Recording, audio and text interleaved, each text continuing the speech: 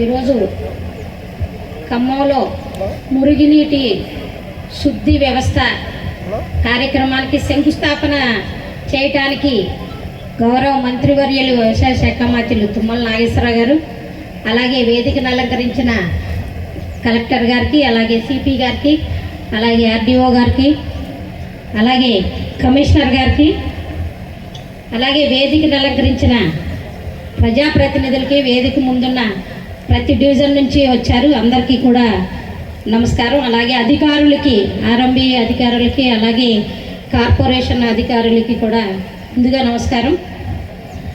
మన తుమ్మల గారంటే మనందరికీ తెలుసు, అందరూ చెప్పే విషయమే. ఇప్పుడు మురళీ గారు చెప్పారు, సారు వచ్చిన తర్వాత సంవత్సరంలోనే ఎన్ని కోట్ల రూపాయలు తీసుకొచ్చారో మీ అందరికీ చెప్పడం జరిగింది. అన్ని కోట్లు తీసుకొచ్చారంటే అదంతా ఆయన మైండ్తో ఎక్కడి నుంచి తీసుకురావాలి, ఎవరి దగ్గరికి వెళ్ళి తీసుకురావాలి, మన పార్టీ కాకపోయినా సెంట్రల్ గవర్నమెంట్ నుంచి అయినా తీసుకురాగల సత్తా మన తుమ్మల గారికి మాత్రమే ఉంది. కాబట్టి ఇన్ని కోట్లు తీసుకురావటం జరిగింది. అలాగే ఆయన అపర భగీరథుడు అనొచ్చు.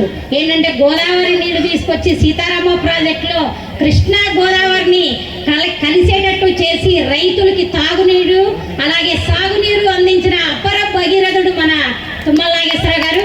ఎందుకంటే అలాంటి కార్యక్రమాలు చేసేది మన తుమ్మల గారు తప్ప ఇంకెవరూ కూడా చేయలేరు. ఎందుకంటే జిల్లా మొత్తం, ఒక్క ఖమ్మమే కాదు జిల్లా మొత్తం కూడా తిరుగుతారు.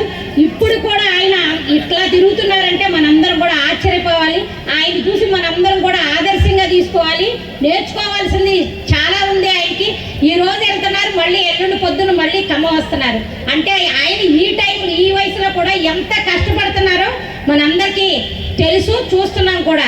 ఎందుకు కష్టపడుతున్నారు మనందరి గురించి. ఖమ్మాన్ని ఒక అందమైన నగరంగా తీర్చిదిద్దాలనే ఉద్దేశంతో ఆయన ఇన్ని కోట్ల రూపాయలు ఫండ్ తీసుకురావడం జరిగింది. 1200 కోట్లు అండర్ గ్రౌండ్ డ్రైనేజ్. మేము పూణే వెళ్ళాము మొన్న స్టడీ టూర్కి, పూణేలో చూసాం. అండర్ గ్రౌండ్ డ్రైనేజ్ వెళ్ళటంతో నీట్గా, అసలు మామూలుగా పూణే నీట్గా కనిపించింది.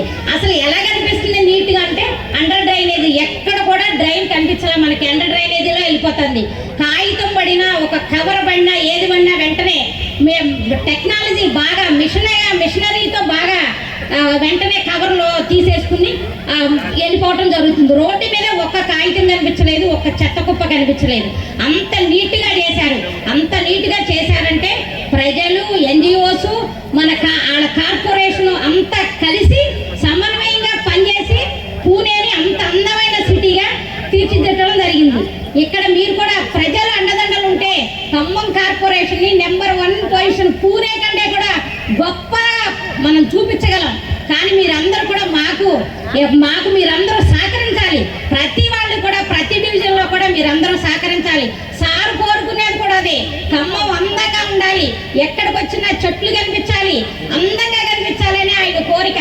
ఆయన కోరిక మీరందరూ తీర్చాలని నేను కోరుకుంటున్నా. ఎందుకంటే మనకి కావాల్సినవన్నీ ఆయన తీసుకొచ్చి ఫండ్ అన్ని తీసుకొచ్చి డెవలప్ చేస్తున్నారు. కాబట్టి మనం ఆయన కోరిక తప్పకుండా తీర్చాలి. మీరందరూ కూడా సహకరిస్తారని, మళ్ళీ మన ఖమ్మం నగరాన్ని వేరే రాష్ట్రం నుంచి వచ్చి చూసే స్థాయికి తీసుకెళ్లాలని మిమ్మల్ని అందరినీ కోరుకుంటూ నాకు ఈ అవకాశం ఇచ్చిన అందరికీ థ్యాంక్ యూ.